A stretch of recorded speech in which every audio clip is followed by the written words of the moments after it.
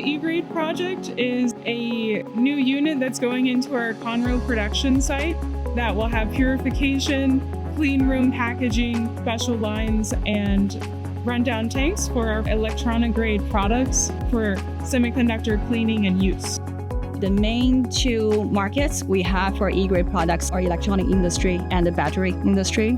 For electronics, people are having these devices smaller and smaller.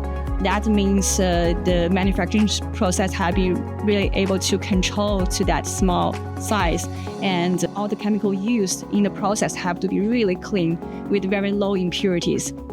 If you provide the semiconductor customer with consistent quality and a lower trace metal product, that will improve their yields. So if you can increase the yield just by 1%, 2%, you are saving a lot of the materials, saving a lot of people's time. So by providing them with consistent quality and low trace metal product, you will give them the profit they need.